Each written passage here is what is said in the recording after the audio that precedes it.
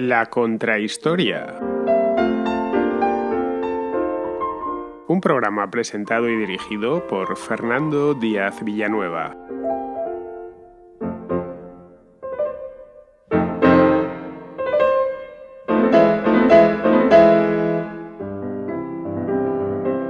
El mejor general del siglo XVIII y uno de los mejores generales de la historia se llamaba James Fitzjames, aunque todos le conocemos por su título nobiliario, Duque de Berwick, especialmente en España, en Francia y en Inglaterra. Ahora explico por qué. El general es decir, el Duque de Berwick, fue el general más laureado de su tiempo, pero no combatió para un rey, sino para tres de diferentes países, para el rey de España, para el rey de Francia y para el rey de Inglaterra. Era escocés de cuna, aunque le tocó combatir siempre por el extranjero en muchísimos lugares, tanto en Alemania, los Países Bajos, en la propia España. Terminó naturalizándose francés y terminó combatiendo para los Borbones españoles, que es donde probablemente escribió sus mejores páginas de armas. La globalización, como podéis ver, no es una cosa de ahora. Es decir, ya hace 3 siglos y pico existían este tipo de profesionales internacionales, para el caso profesionales internacionales de la guerra. Los servicios que el duque de Berwick prestó a la corona española son quizá los más decisivos de cuantos un comandante militar haya prestado jamás en toda su historia, por lo menos para la dinastía borbónica, porque gracias a él, los Borbones, es decir, la casa reinante actualmente en España, pues siguen reinando hoy en día y han pasado de aquello, desde que Berwick pisó por primera vez España, más de 300 años. De hecho, y no creo que sea demasiado aventurado decirlo ni asegurarlo, sin el propio duque, sin que el duque hubiese intervenido de una manera casi providencial, el primero de los vástagos de la dinastía borbónica en su rama española, que fue Felipe V, nunca hubiese conservado la corona.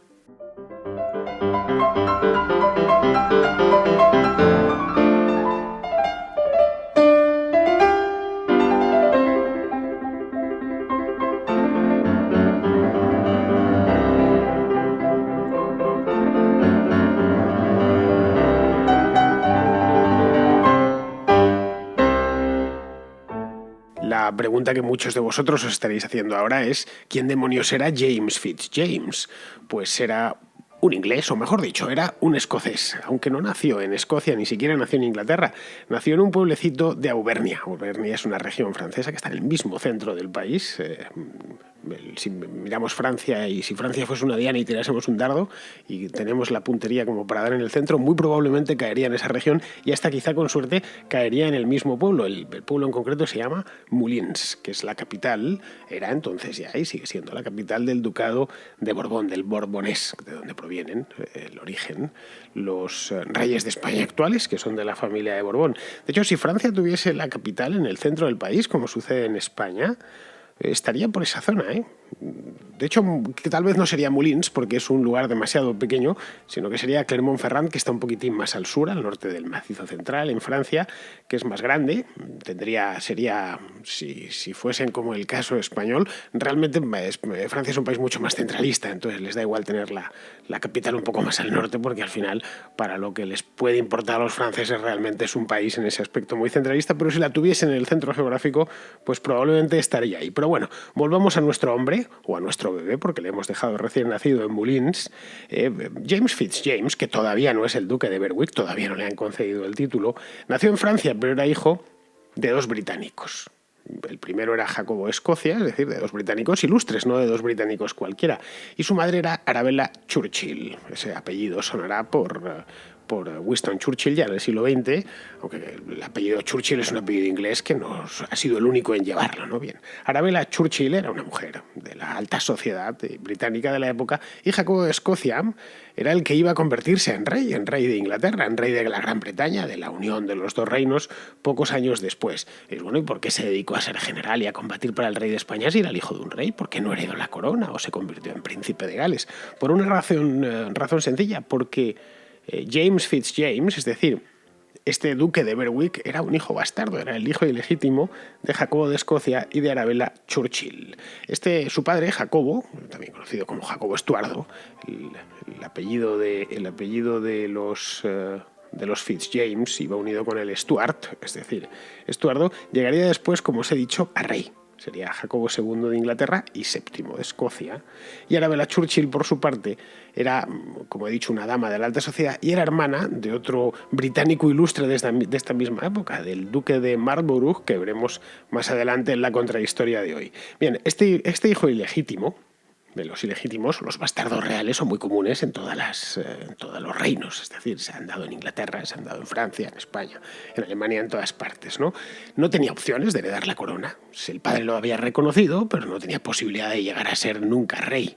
El rey lo serían los hijos legítimos, pero no los hijos ilegítimos. A cambio, se reconocía y se les cuidaba y procuraban que no les faltase de nada. Jacobo Estuardo se había convertido al catolicismo y quiso que su hijo, incluso su hijo ilegítimo, fuese educado como católico. De ahí que se encargó personalmente de que el niño fuese a estudiar a los jesuitas, al Colegio de la Flèche, que es un colegio muy famoso de jesuitas en Francia.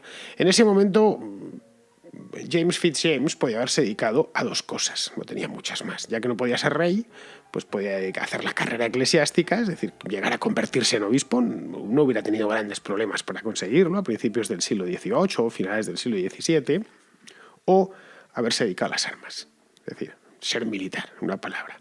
Un segundón, no digamos ya un hijo ilegítimo, no tenía muchas más salidas. El padre al poco ascendió al trono. El hecho es que estaba todavía realizando sus estudios y el padre, Jacobo II de Inglaterra, ascendió al trono y le entregó un título. Es lo primero, un título que inventó para la ocasión. No existía, el título de duque de Berwick, y lo creó para su hijo bastardo. Berwick es Berwick upon Tweed, que está en Inglaterra, y le creó ese título. Ese título, por supuesto, sigue existiendo. Ya lo explicaré al final del programa exactamente quién lo posee hoy, quién es el titular del ducado de Berwick, y además le hizo par de Inglaterra, que es algo así parecido a los grandes de España. Es decir, el niño, como veis, con 17 años ya iba bien dotado. Acto seguido le envió a la guerra. Le envió a Hungría, donde en aquel momento se estaba intentando sacar a los turcos de Budapest, que se consiguió, por cierto. Ya que estaban los turcos, todavía fue el último gran momento del Imperio Otomano en el centro de Europa. A partir de ahí ya empezaron a retroceder. Esto lo hizo muy bien, era muy jovencito, ya digo, tenía 17 años, pero consiguió sacar a los turcos de ahí. Él solo no, obviamente, sino una alianza, una santa alianza que se concitó en aquel entonces en toda Europa. Fueron voluntarios de todos los países europeos para sacar a los turcos, no más que de Budapest, propiamente de Buda, de una de las partes de la ciudad. Esto sucedió en el año 1685. Bueno, no tenía ni 17 años, tenía 15, él había nacido en 1670. Bien, a la vuelta de Hungría, el padre le dio su primer cargo, ya tenía el título, y le hizo gobernador de Portsmouth, que es una ciudad portuaria muy importante que hay al sur de Inglaterra, es de donde salen los ferries, por ejemplo, pues que van a España, van a Santander o van a Bilbao. Pero la alegría le duró poco, muy poquito, porque un par de años después, la revolución de 1688, la famosa revolución gloriosa en Inglaterra, derrocó a su padre y se tuvo que exiliar en Francia. No le quedó otro remedio, se fue con los suyos. Aunque soy ilegítimo, aunque soy un bastardo, no dejo de ser el hijo de Jacobo II, que además me ha dado un título, que además me ha hecho par de Inglaterra y que además, siendo un adolescente, me ha dado el gobierno de una ciudad importante. ¡Caramba! De quizá uno de los principales puertos de todo el reino. La idea de este joven duque de Berwick era que su padre recuperase el trono cuanto antes. Todavía no había redirigido su carrera hacia el convertirse en un militar internacional, en una especie de soldado universal, que es lo que terminaría convirtiéndose al final. Y, pues, lo primero que hizo fue unirse a los jacobitas, que así se les llamaba, e iniciar una breve campaña en Irlanda, con la idea de que, volviesen los Estuardo a la corona de Inglaterra y las cosas las aguas volviesen a su curso normal y él continuase su carrera. Esto sí, como un noble, como un par de Inglaterra, y si tuviera que hacer guerras, pues hacerlas para Inglaterra, obviamente. Es decir, la campaña de Irlanda fue la última que hizo como inglés, a pesar de que él había nacido francés, pero era la última que hizo como inglés y le salió mal.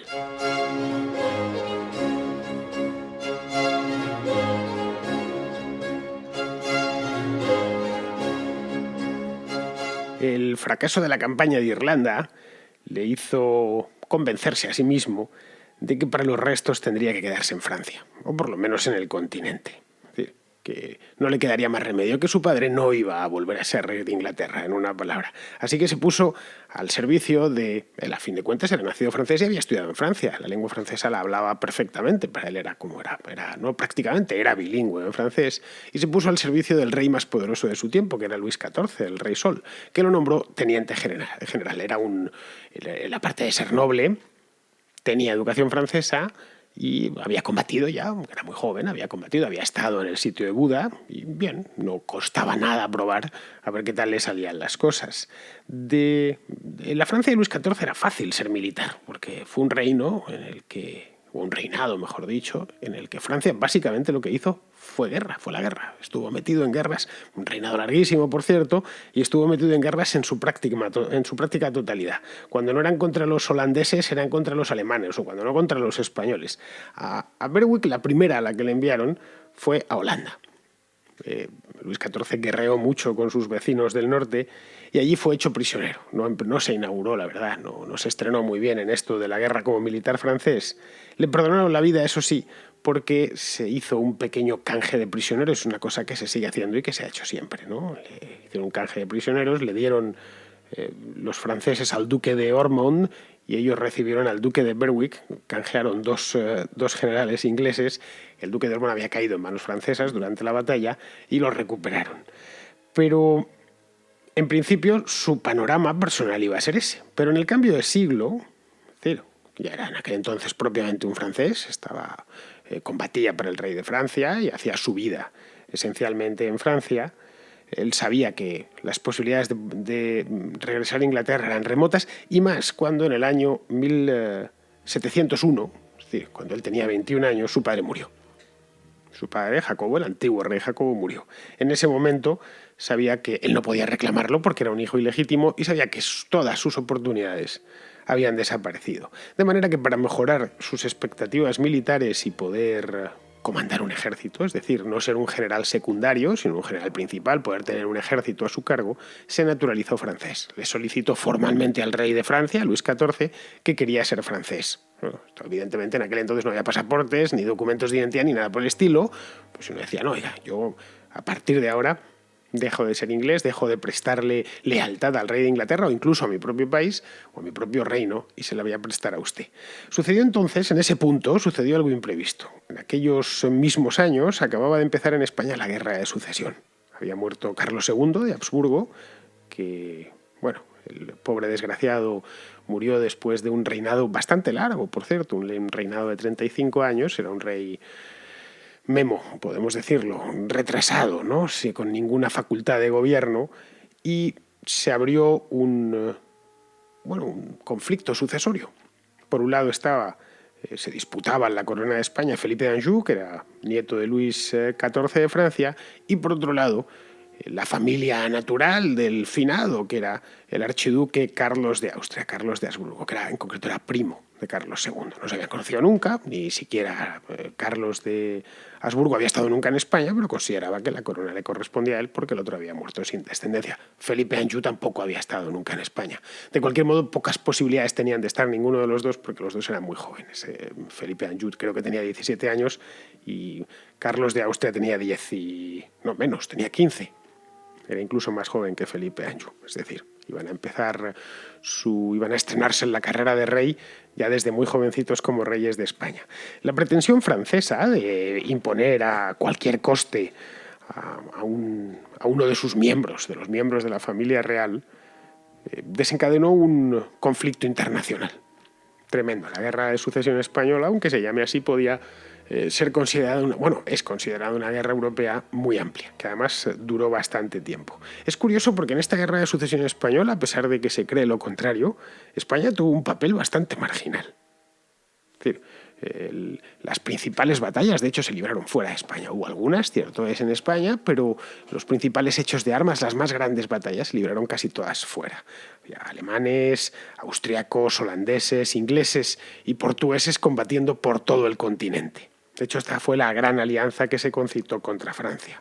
Los italianos del Ducado de Saboya cambiaron de bando a mitad de la guerra, como suelen hacer los italianos en casi todas las guerras. Empezaron primero con Francia y luego en el año 1703 se pasaron a la coalición internacional, que estaba capitaneada obviamente por Austria, que quería imponer su candidato, el archiduque Carlos, y por Inglaterra, que desconfiaba de la voluntad de Luis XIV de crecer a expensas de del Imperio Español, de lo que era la corona española, que seguía siendo muy poderosa.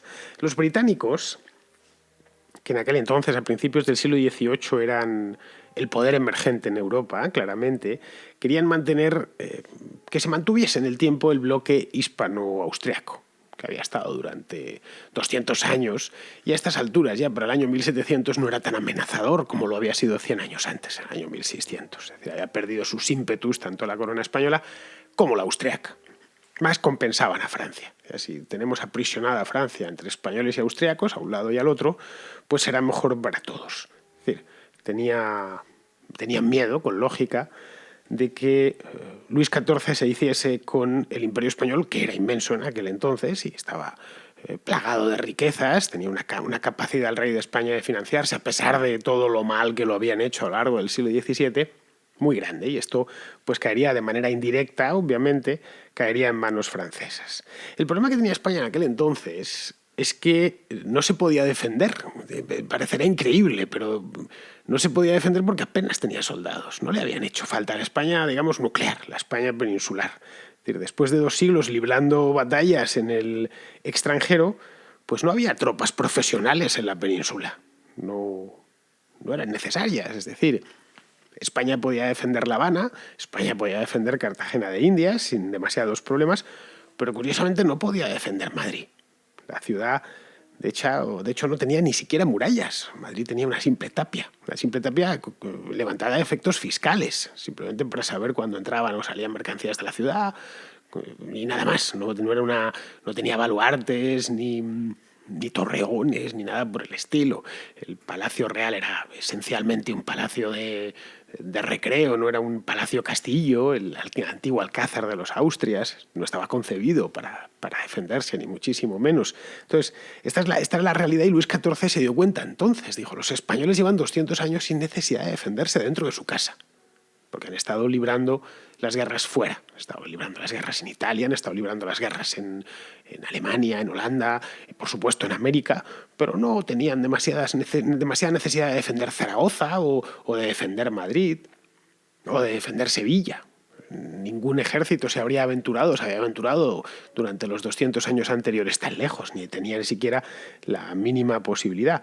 De tal manera que a Luis XIV no le quedó otra posibilidad, otra opción, que enviar un ejército a España para combatir a favor de su nieto. Un ejército profesional y bien equipado. Bien, en ese ejército iba el duque de Berwick, que es la primera vez que viene a España. De hecho, nada más llegar, Felipe V le hizo capitán general de todos sus ejércitos. Felipe V y el duque de Berwick no eran de la misma edad, pero no estaban muy separados. Creo que era 13 años mayor el duque de Berwick, es decir, que más o menos se entendían. No le enviaron a un general muy mayor, le enviaron a un hombre joven de poco más de 30 años. Es decir, os preguntaréis a estas alturas, bueno, ¿y no había ningún militar español, aunque fuera trayéndoselo de América? Pues curiosamente no. El militar español más importante de la época, que era el marqués de Villadarias, que había combatido en Flandes, precisamente contra Luis XIV, que había sido incluso gobernador de Ostende, que en esos momentos estaba en Ceuta, pues le habían encargado echar a los británicos de Portugal, porque el Reino Unido utilizó el Reino Unido todavía no existía. Sí, Inglaterra utilizó Portugal como base. Bueno, los portugueses son aliados, así que voy a atacar a franceses y españoles desde Portugal. Villadarias además era un militar mayor, es decir, tenía ya más de 60 años. Berwick, en cambio, era joven. Tenía un currículum impresionante, eso sí, pero era joven. Era un hombre de años 1704, pues tenía 34 años, ¿no? Llevaba guerreando bastante tiempo con todo, es decir, guerreando con éxito desde haría pues tranquilamente 15 años por toda Europa. El problema de Berwick es que no se llevaba bien con la reina. La reina de aquel entonces era María Luisa de Saboya, que decía de él, esto es literal, que era un inglés más seco que el polvo y que siempre se salía con la suya. Felipe V fue el rey más dependiente de sus mujeres de todos los reyes de España, con diferencia, de las dos que tuvo. Primero María Luisa de Saboya y luego Isabel de Farnesio, que era italiana. Al final la reina, como siempre, bueno, en el caso además de Felipe V más todavía, pues después de muchas intrigas palaciegas, se salió con la suya, fue ella la que se salió con la suya y consiguió alejarle de Madrid.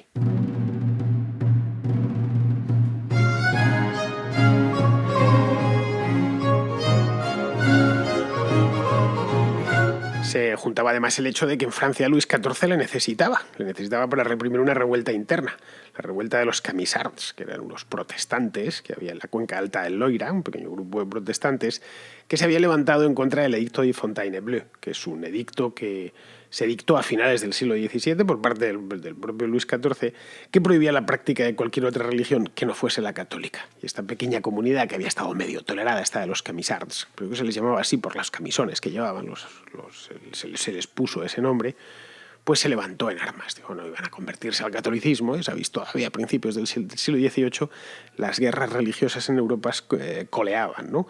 Berwick resolvió este asunto limpia y brillantemente, conforme se esperaba de él, y lo envió el rey entonces, el rey de Francia, quiero decir, a combatir en el norte de Italia. En concreto le envió a tomar Niza, cosa que hizo sin demasiados problemas. En ese momento, Luis XIV le nombró mariscal de Francia, que era lo más que se podía llegar. Es decir, donde se le echaba de menos era en España, pero en Francia lo estaba haciendo bastante bien. Felipe V no hacía más que solicitar su regreso porque la guerra le iba fatal.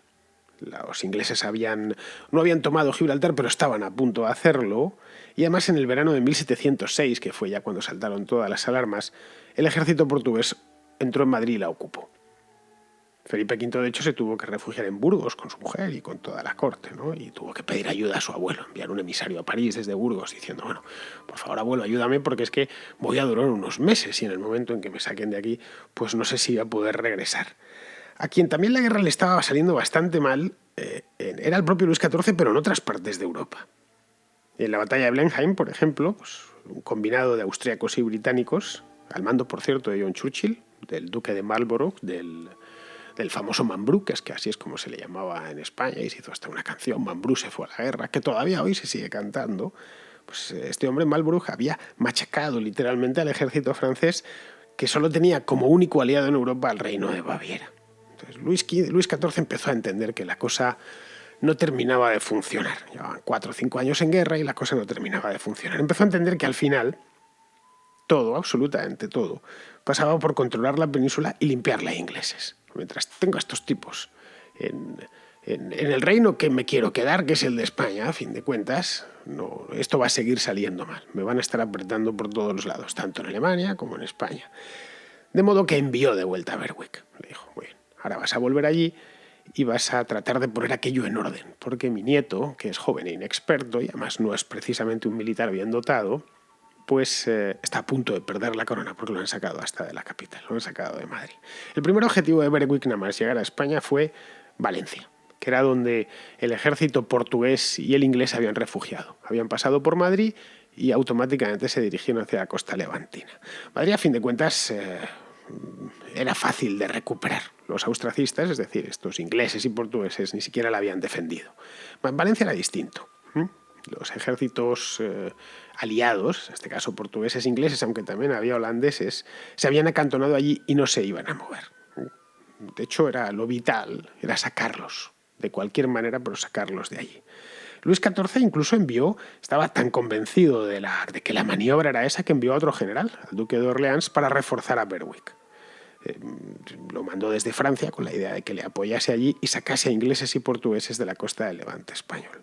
Los ingleses se enteraron rápidamente, vieron que no solo tenían a Berwick ya en la meseta, bajando desde Madrid, sino que además se acercaba otro ejército. Bueno, pues ya había espías, obviamente, ya sabían lo que iba a hacer el enemigo, o trataban de saberlo. Pues se enteraron de esto y dijeron, no, tenemos que atacar ahora. Antes de encontrarnos con 2 generales, vamos a atacar a uno y a ver si conseguimos ganarles. Bien, ambos ejércitos, el británico-portugués o el luso-británico y el franco-español, se encontraron el día 25 de abril de 1707 junto a la ciudad de Almansa. Bueno, que en aquel entonces todavía no le habían concedido el título de ciudad, ¿no? Que era una plaza castellana, no muy grande, con una fortaleza y un gran llano frente a ella. Todavía sigue siendo igual. Si uno pasa con el tren al lado de Almansa lo puede ver perfectamente, ¿no? Es decir, el lugar ideal para liarse a palos. Esta batalla fue la que decidió la guerra. famosa batalla de Almansa en 1707. Berwick contaba para esta batalla con unos 25.000 hombres, unos 12.000 franceses que se había traído personalmente, otros 10.000 españoles reclutados dentro de España y un pequeño regimiento irlandés. Eso era la composición del ejército de Berwick. En el otro lado, los ingleses y los portugueses, que eran el conde de Galway y el marqués de Minas, contaban con unos 15.000 efectivos, eran bastantes menos, como podéis ver. Había unos 7.000 portugueses aproximadamente, unos 5.000 ingleses y el resto eran holandeses y alemanes, en esencia. Y por cierto, ningún español. En el lado austracista no había españoles, por lo menos en esta batalla, no había ninguno. De hecho, tampoco había valencianos, ¿eh? Había valencianos, curiosamente, en el lado de Berwick. Había unos 300 aproximadamente al mando del coronel Riera, en el regimiento que se llamaba Regimiento Valencia, curiosamente. Y esto, insisto en lo de que no había valencianos, porque el nacionalismo valenciano reciente, de nuestro tiempo contemporáneo, ha convertido a esta batalla en uno de sus más adorados fetiches, ¿no? En Almansa perdimos nuestra libertad y tal. Bueno, pues en Almansa no había ningún valenciano combatiendo, o había 300 valencianos, pero combatían curiosamente en el otro lado. La batalla de Almansa la ganó Berwick de calle. Fue aplastante su victoria. Tenía, por un lado, más soldados, de solo 2 nacionalidades, luego coordenarlos y mandarlos y demás era bastante más sencillo, solo había que hablarles en 2 idiomas, y al menos los españoles combatían en su tierra, que eso algo cuenta. Los 10.000 españoles de su ejército estaban combatiendo en su propia tierra. Además de eso, el planteamiento estratégico de Berwick fue muchísimo más inteligente. Fue una batalla muy corta, de solo 2 horas, una batalla relativamente corta. La de Blenheim, por ejemplo, la que os hablaba antes, está con el rey de Baviera, había durado 15 horas. Los 80 escuadrones de caballería que tenía Berwick, la caballería franco-española, pasaron por encima de la infantería y rompió todas sus líneas. Como nota curiosa, esto es una pura anécdota, ya sabéis, estas que me gustan tanto de la contrahistoria, a los oficiales británicos que capturó durante la batalla, Berwick los invitó luego a cenar. Los invitó a un banquete un par de días después en la propia Almansa, el pueblo de Almansa. Los reunió allí y dijo, bueno, pues habéis perdido, pero a cambio, pues como sois paisanos, os voy a invitar a cenar y os voy a homenajear con un banquete. Bueno, a fin de cuentas no dejaba de ser un inglés. El ejército borbónico, después de esta batalla, se derramó por todo lo que era el reino de Valencia. Tomó Játiva, después tomó Valencia, puso sitio a Lérida, más al norte, que estaba defendida por ingleses y por holandeses. Para recompensarle el rey, es decir, viendo que había hecho una campaña fulgurante y victoriosa, como no se recordaba, le llamó a Madrid para nombrarle grande de España y darle un título importante, que era el título de duque de Liria y Jerica. A partir de entonces pasaba a ser parte de la aristocracia española. Ya lo era de la inglesa y en ese momento pasó a serlo, ya también lo era de la francesa, pues pasó a serlo de la española. De hecho, era un hombre extremadamente joven, no tenía ni 40 años y era el general más famoso de Europa. La verdad es que no era para menos. Gracias a Almansa estaba salvando la guerra de sucesión, que de no haberse producido este episodio de armas y la toma del Reino de Valencia, muy probablemente Felipe V hubiera tenido que abandonar el país y haberse refugiado en Versalles. Entonces, de hecho, años después, Federico el Grande de Prusia, llegó a decir que la de Almansa había sido la batalla más importante del siglo. No sé si la que más, pero sí una de las que más, desde luego, porque marcaron el siglo XVIII y todo lo que vino después. Ya he dicho al principio que hasta el momento presente. Curiosamente, esta de Almansa fue la única batalla campal. Entendía batalla campal como batalla en campo abierto, y la palabra campal, ¿no? En la que Berwick participó de toda su vida, la única batalla campal de toda su vida. El resto, que fueron un montón, fueron asedios. Él, de hecho, era un especialista en sitios. Desde aquella primera batalla que había librado, que fue el sitio de Buda, por parte de los turcos, bueno, que los turcos estaban dentro de Buda y hubo que sacarlos de allí, él se había convertido en experto en asedios. Y esta de Almansa fue la única batalla que libró en campo abierto. Luis XIV estaba encantado con él, claro. Dijo, bueno, tengo el mejor general de Europa y lo tengo ahí en España. De manera que lo reclamó de vuelta en Francia, dejando al duque de Orleans, al que había mandado en ayuda de Berwick en Almansa. Curiosamente no llegó a tiempo, es decir, ahí sí que se puede decir que Berwick se pudo llevar todo el mérito. No llegó a tiempo por una cuestión de días. Estaba bajando desde Francia y como habían atacado antes los ingleses para tratar de desbaratar el plan de Felipe V, pues no había llegado para compartir la gloria con el duque de Berwick. Pues bien, le dejaron allí y el rey Sol le envió a los Países Bajos, donde tuvo que enfrentarse con su tío. Es decir, al final se terminó encontrando con el hermano de su madre, con el duque de Marlborough. Se cuenta esto, no sé si es una leyenda, que llegaron a cartearse y cuando Berwick le escribía en francés, a ratos y otras veces en inglés. Cuando le escribía en francés simplemente le estaba diciendo de manera indirecta que lo que le decía no era cierto, o que no lo sentía, que lo hacía como general francés, mientras que cuando le escribía en inglés era porque era una carta familiar. Le estaba escribiendo como su sobrino y no como su enemigo, ¿no? Bien, entre tanto en España, mientras esto sucedía en los Países Bajos, en España Felipe V seguía reclamándole, porque la guerra no se había terminado. La guerra continuaba, la guerra peninsular por lo menos, o el teatro de operaciones peninsular.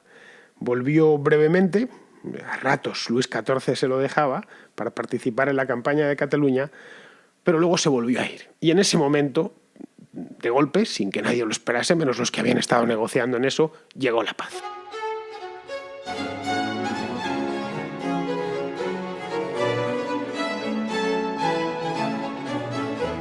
Los tratados de paz que pusieron fin a la Guerra de Sucesión Española son bien conocidos por todos. Fueron los de Utrecht-Rastatt, dos tratados seguidos, ¿no?, que se firmaron entre 1713 y 1714 y básicamente se pueden resumir en que Inglaterra y Holanda reconocieron a Felipe V como rey a cambio de una serie de compensaciones, entre ellas Gibraltar, que había sido ya conquistada, también la isla de Menorca, que posteriormente ese mismo siglo se recuperó, y el desmontar lo que habían sido las posesiones españolas dentro de Europa, Nápoles, Sicilia, los Países Bajos, todo lo que había, la herencia que había dejado Maximiliano de Austria y María de Borgoña habían dejado a su nieto Carlos I 2 siglos antes. Eso de desposeerle al rey de España, al nuevo rey de España, Felipe V, que a partir de ese momento tendría que conformarse con su imperio americano. Es decir, con otros escenarios imperiales distintos a los europeos. Fue una de las mejores cosas que pasó en la historia de España, jamás. Aunque digan lo del Tratado de Utrecht y tal y cual, quizá por lo de Gibraltar, pero el resto, que el rey de España perdiese intereses en el centro de Europa, lo cual no había ocasionado más que problemas y no había traído más que gasto, pues fue una gran noticia. Bien, en el momento en que llega la paz, en ese momento Inglaterra y Holanda se van, y Portugal también, pero bueno, ya no nos interesa. Sucedió también otra cosa curiosa, también en el mismo momento, y es que el emperador de Austria, que se llamaba José I, hermano del archiduque, murió en Viena, y murió sin descendencia. Por lo que la corona pasó al archiduque Carlos, que en ese momento pasó a ser Carlos VI de Alemania. Y se desinteresó de la corona española. No decía que no, o todavía no decía que no, pero tampoco estaba dispuesto a dejarse la piel en ello. Bueno, pues si termina saliendo bien, pues seré además rey de España, como mi antepasado, como Carlos V, pero no es mi prioridad ni muchísimo menos. El hecho es que el archiduque nunca había contado con demasiado apoyo, o con un apoyo unánime en España, por lo menos. Ni siquiera en Cataluña, ¿eh? Era tan extranjero, a fin de cuentas, como el propio Felipe d'Anjou. Los españoles de la época le veían como un extranjero, a uno como un francés y al otro como un alemán. De hecho, los españoles no querían a ninguno de los dos. Si nos vamos a lo que eran las fuentes y lo que es el sentir general de la población, no querían a ninguno de los dos. Apoyaron a uno o a otro de mala gana, generalmente, y cuando no les quedó otro remedio. En Cataluña era lo mismo, es decir, era un asunto idéntico. Hubo partidarios de uno y partidarios del otro en función de las circunstancias y del momento. Lo que no hubo de ninguna manera, y eso más que ni siquiera está demostrado, ni nadie ha conseguido demostrarlo, es un movimiento rebelde generalizado, ni una sublevación nacional contra Castilla, ni nada parecido. Las tropas, formadas casi siempre por extranjeros, como hemos visto en la batalla de Almansa, las tropas de ambos bandos, tanto del lado aliado como del lado borbónico, devastaron los campos, vivieron de las ciudades, por lo que los españoles en general, y los catalanes por supuesto también, los detestaban por igual. De hecho, la Valencia de la época se hizo famosa una coplilla que decía entre Felipe el V y Carlos el III, porque el archiduque Carlos de haber reinado, y de hecho fue coronado como tal, fue Carlos III. Digamos que España ha tenido dos Carlos III, este y del que vino después, que sería hijo de Felipe V, curiosamente.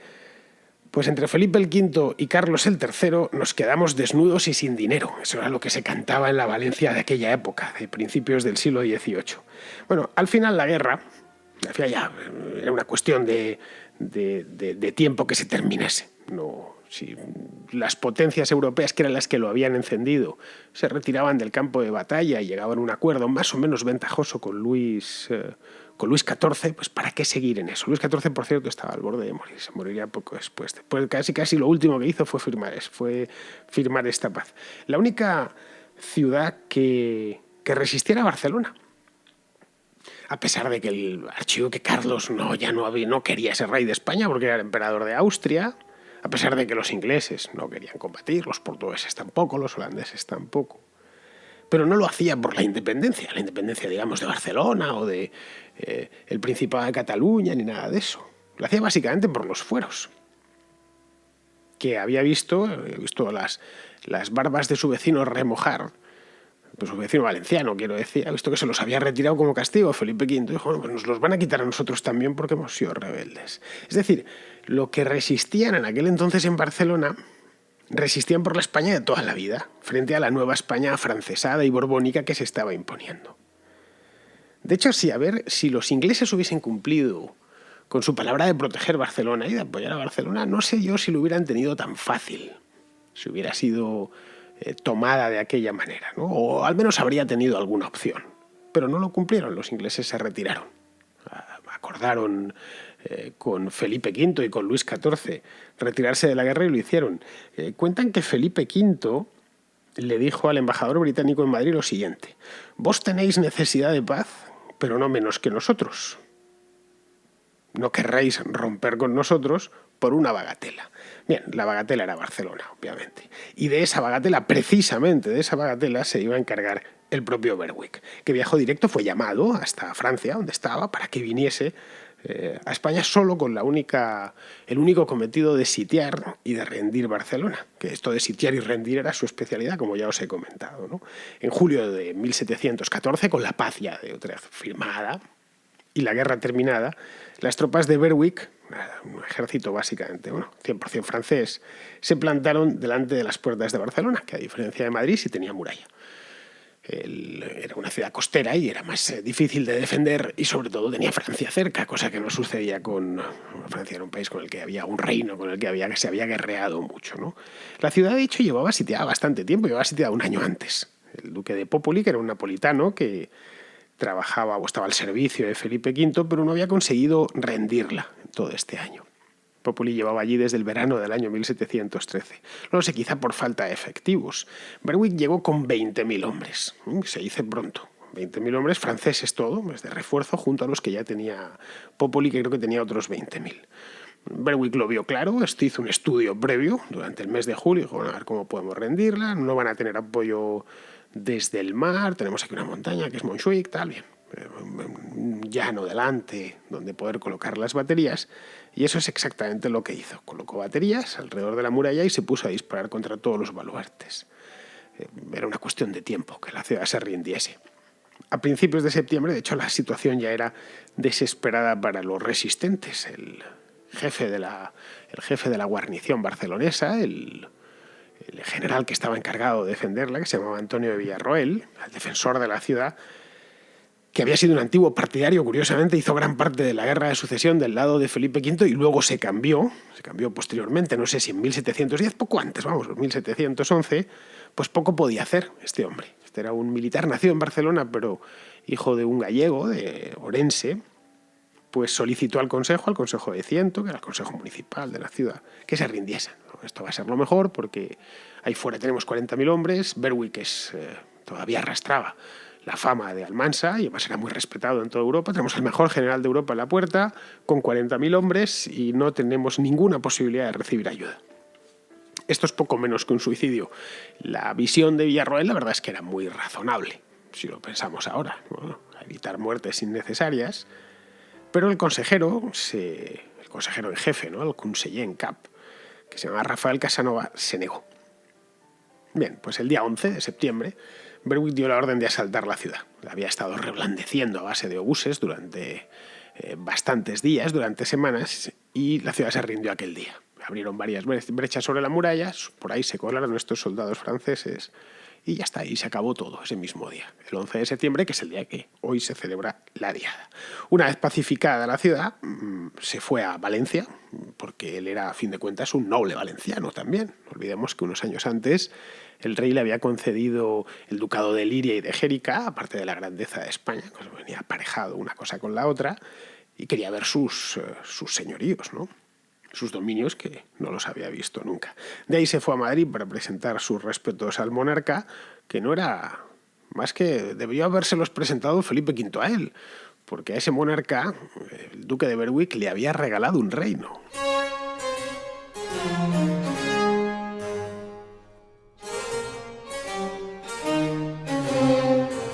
Tras esto volvió a Francia, porque a fin de cuentas, ya lo he comentado antes, era francés y estaba al servicio del rey de Francia, de Luis XIV, que moriría muy poco después. Luis XIV murió en el año 1715 y como había vivido tanto tiempo, le tuvo que suceder una regencia. Él formó parte del propio Berwick del consejo de esa regencia y es curioso porque pocos años después, no muchos, en 1719 exactamente, combatiría contra el propio Felipe V, que tuvo una crisis existencial cuando vio que su general más admirado y más amado, que era el duque de Berwick, combatía contra él. Fue a raíz de... a Felipe V no le ocurrió la mejor idea, a raíz de las intrigas de su segunda mujer, de Isabel de Farnesio, que estaba a su vez mediatizada por un cura italiano que se llamaba Alberoni, por invadir Sicilia y Cerdeña, que le habían sido arrebatadas al rey durante la paz de Utrecht. Dijo, bueno, pues vamos a recuperarlas poco a poco. Eso no se consintió, no lo consintieron las potencias europeas de la época y le encargaron a Berwick ocupar Fuenterrabía, es decir, entrar con un ejército dentro de España. De hecho, Berwick llegó a ocupar el País Vasco entero, Fuenterrabía, San Sebastián, Bilbao, es decir, todas las provincias, lo que son las provincias vascas hoy, ocuparlas enteras para convencer a Felipe V de que no había manera, de que no podía, aunque quisiese, volver a la situación actual, que lo que había perdido en la guerra de sucesión, pues lo había perdido y no tenía ninguna posibilidad de recuperarlo. Después de aquello, es decir, de aquella campaña en España, esa última campaña en España, se retiró. Pero curiosamente, siendo ya mayor, en el año 1733, de nuevo, el nieto del rey, es decir, en este caso Luis XV, le llamó una vez más. Le llamó a pesar de que ya era mayor, como he dicho. Tenía ya 63 años, ya tenía edad más que sobrada para retirarse después de un montón de victorias y de llevar metido en el negocio de la guerra medio siglo. Pues le llamó. Francia estaba de nuevo en guerra, de nuevo contra el emperador de Austria, el archiduque Carlos, curiosamente, que ya se había convertido en Carlos VI de Austria, como veis siempre son los mismos que estaban en un sitio o en otro, y fue a raíz de otra guerra de sucesión, en este caso de la guerra de sucesión polaca. Una historia parecida a la de España, que de nuevo se convirtió toda Europa en un avispero y los cruces de alianzas entre unos reyes y otros, ¿no?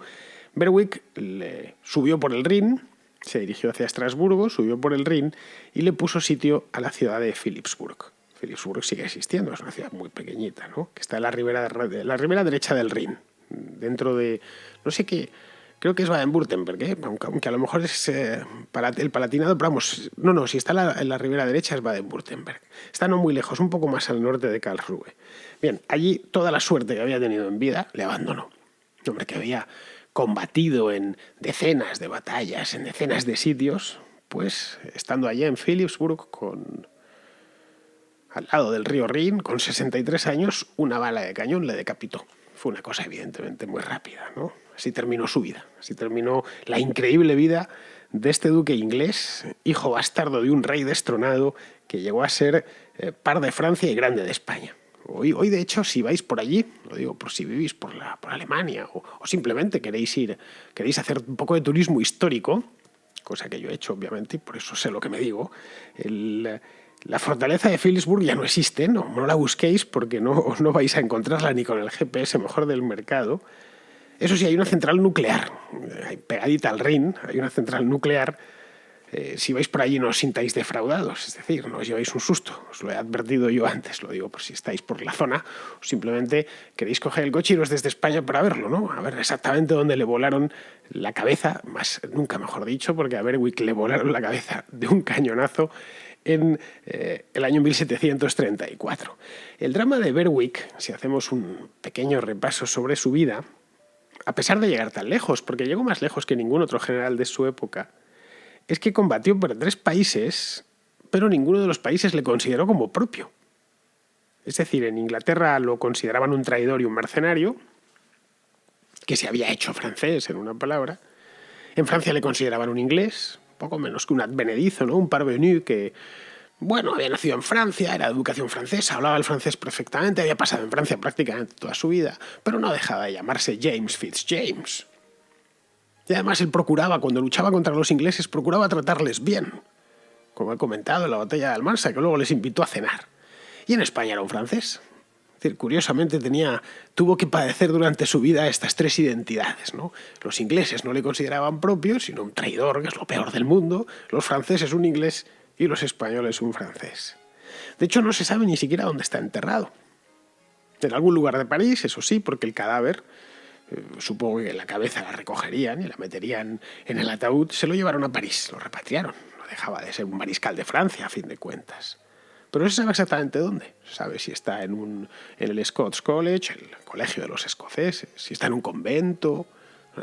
No se ha conseguido encontrar la tumba de Berwick, lo cual tiene su encanto, la verdad. Saber exactamente que está en una ciudad, pero no tener ni idea del lugar exacto. Y no creo que ni el gobierno francés, ni el inglés, ni el español anden buscándole.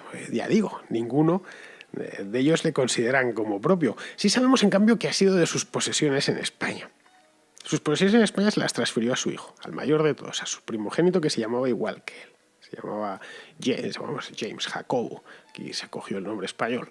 La traducción española de James, que sería Jacobo, que ya se quedó a vivir aquí. Pero se quedó con el apellido, Fitzjames. Un siglo más tarde, él se quedó como duque de Liria y Jérica.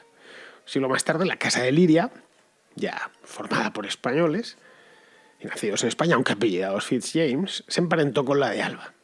Por esa razón, los duques de Alba también lo son de Liria. Y por esa razón, los duques de Alba son también duques de Berwick. El actual duque de Alba, Carlos de Alba, es duque de Berwick, es el duque de Berwick actual. De hecho, el palacio de Liria, que está en Madrid, en la calle de la Princesa, es un palacio del siglo XVIII, bien bonito, lo mandó construir el propio nieto de Berwick. Mandó construir cerca del cuartel del conde duque. Se llama así Palacio de Liria porque era el palacio del duque de Liria. Hoy los duques de Alba se apellidan todos Fitzjames. Fitzjames Stuart, para más decir, los Estuardos siguen viviendo, pero los Estuardos siguen viviendo en la que probablemente sea la casa nobiliaria más poderosa de España, no sé si del mundo, ¿no? Es decir, curiosamente, el lugar donde el legado de Berwick más tiempo ha sobrevivido ha sido en la propia España, no ha sido ni en Inglaterra ni ha sido en Francia. En fin, yo creo que esta historia de Berwick se merece una película que no le han hecho. Una película de aventuras magnífica. Estas tipo Barry Lyndon. Lo que pasa es que Barry Lyndon era esta película magnífica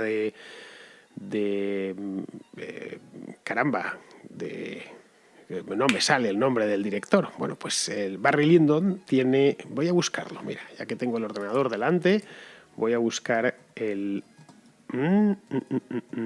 La tengo aquí, bien.